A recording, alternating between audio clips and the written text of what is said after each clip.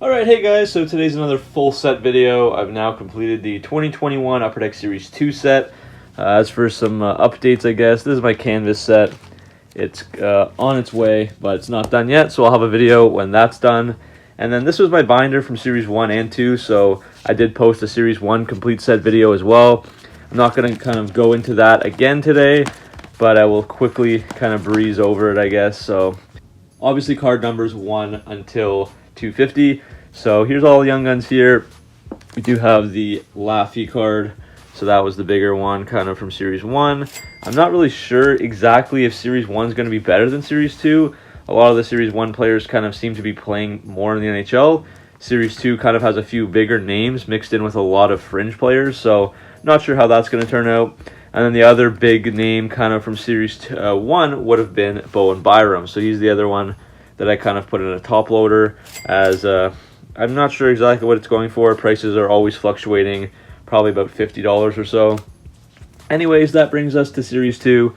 Of course, it goes from card numbers 251 until 450 for the base set. And then after that, the Young Guns begin at 451 and they go until 500. So yeah, I don't really know what to think for Series 2. The Young Gun crop, there's a lot of fringe players. There's a lot of players that don't even have pictures. So I'm not really sure exactly if it's going to kind of be a worthwhile crop later on. However, the top rookies definitely seem to be quite good. So we'll get into all that anyways.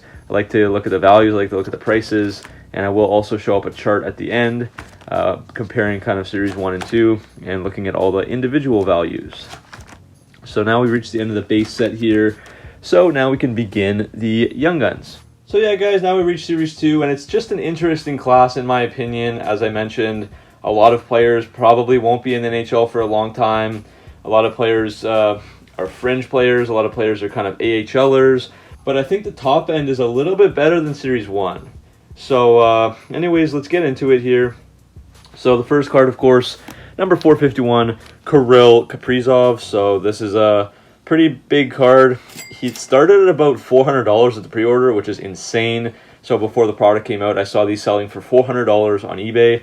And then now they've kind of come down to $250, $220. Now they're about $200. So I've got two of those here. And he's a great player. He's definitely worth the value in my opinion. He's got almost a point a game. He's going to run away with the Calder. He's a little bit of an older player. I think he was born in 1997. So that might be a reason for his kind of success. But he's still a rookie in the NHL as the term goes. I think there's just not a lot of hype and value about him as he kind of hides away in the Minnesota market. Something similar kind of, I guess, comes to mind would be Alexander Barkov in Florida. I think he's a great player that kind of doesn't get the attention he deserves. But anyways, that's the first card. Now, next card up would be number 455. So that's Alexander Romanov, defenseman for the Habs. He's a young kid. He's pretty good. I don't think he's going to put up the kind of offensive numbers that like Jeff Petrie or Shea Weber are putting up, but he should be a mainstay on their blue line for years to come. And this card is about $40 right now. So that's Alexander Romanov. And the next card after Romanov would be Tai Smith. So he's about a $17 to $20 card at the time of this video.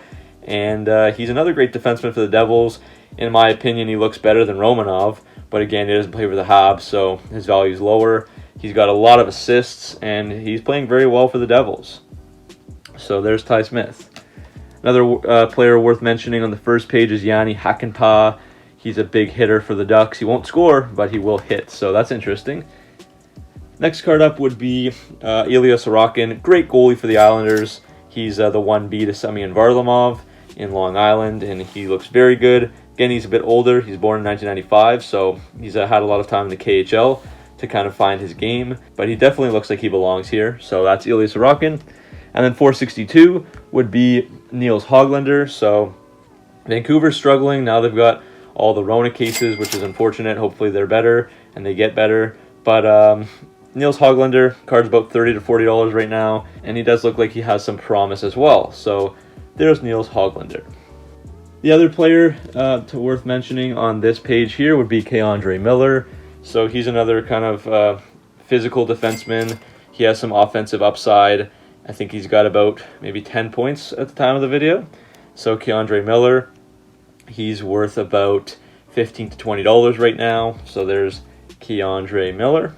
Moving along, next page, again here's kind of where you see the fringe players and the lack of depth. There's almost no one here. I mean, Chase Prisky has a back, like he has his back to the photo. That's kind of outrageous for a rookie card. Alec Regula's in a practice jersey. Keegan Kolesar is playing for Vegas. He's been pretty decent as a rookie. Cal Foote, son of Adam Foote, legendary defenseman for the Avs.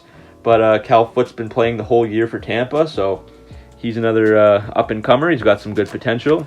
So now we can move on to the next page, and the bigger name here would be number 482, Tim Stutzla. So again, this card started out higher, but now it's about 150 to 175 in that kind of price range, slowly falling. He's very good for the Sens. He's very young. He's 2002 born, so he's only 18 years old. I think he's turned 19 now. So he's just a teenager on one of the worst teams in the league, and he's still putting up points and being a productive player. So he's got a very bright future. And he's kind of a player that I would probably hold on to, his rookie cards and that sort of thing. Next player up would be number 484, so that's Pius Suter. Pius, I'm not exactly sure how you say it. This card is about $20 right now, and he's putting up some numbers with the Blackhawks. So that's pretty good to see him produce there, Pius Suter. Blackhawks somehow managed to rebuild and still be somewhat of a playoff fringe team despite all their losses. And one other interesting case to mention would be Philippe Meyer. So he actually played CIS for the University of New Brunswick for 4 or 5 years, and then he won all kinds of awards in his last year and ended up getting signed to an AHL contract, and now he's carved out a professional career for himself, so very good for him. Good to see that. And he did get into one game in the NHL this year. Interesting photos here. I'm not a fan of those at all, but they have to be in the set, so I collect them, of course. Next card up would be Igor Sharon Govich. It's only a $10 card, but I'm pretty high on this guy. He looks very good. He looks very flashy and a Belarusian player. So I think he's going to be a good player as well for the Devils. They've got a lot of young promise and young talent. Next up would be numbered 495, so that's Dylan Cousins. I believe he's injured. He started out for the Sabres. He got hurt. He's not playing very much. The Sabres are a train wreck anyway, so it's kind of a write-off this year, but I think he's going to do some damage in the league. He looks really good. He's a big player, and he played really well at the World Juniors, so I think he's got some promise as well. This card is going for about $35 right now, so not crazy. Again, the hype when it first came out, he was like a $65, $70 card, and it's since fallen. Stuart Skinner is also like a $10 card, despite the fact that he only played one game, had one kind of a emergency start, if you will. Now, the last missing card, I know I have two in the binder, but I screwed that one up. Anyways, Kevin Lankinen, so he's another huge success story for the Blackhawks. He has amazing stats this year. He's fully taken over the starting role. I think the Blackhawks started with Colin Delia and Malcolm Subban, and he's just stepped in and played amazing for them. He's carried the team quite a bit, and he's a big part of their success. So he's a big reason why they're actually playing well and not kind of a bottom feeder team. So Kevin Lankinen's about a $25 card now. And again, he should have a bright future as well. A little bit of an older player, again, 1995. But yeah, there's Kevin Lankinen.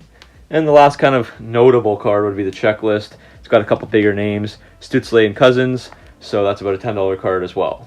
So that's it for this part of the video. Now we can move on to kind of look at the values and the Beckett book values and all that sort of thing. So as I mentioned, I did want to take a look at some of the different values for these young guns because I do find it fascinating to see how the players' values fluctuate based on who they are and what they accomplish on the ice.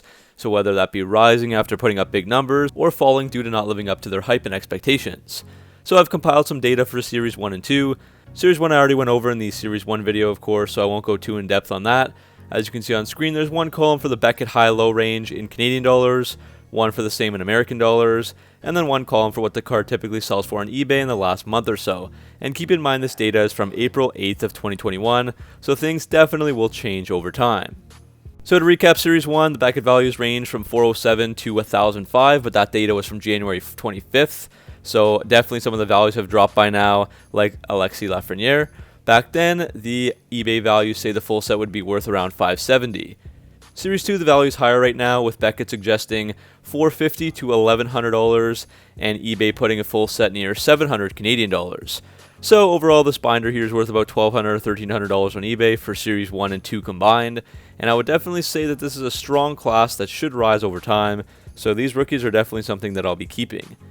So thanks for watching, guys. Hopefully you enjoy checking out my full set of base cards and Young Guns. Let me know if you do enjoy these episodes, as I do have lots of other sets that I could show, everything from MVP to McDonald's to Tim Hortons, and even various collectibles as well. So thanks again, make sure to like and subscribe for all your hockey card content, and I'll see you guys in the next video.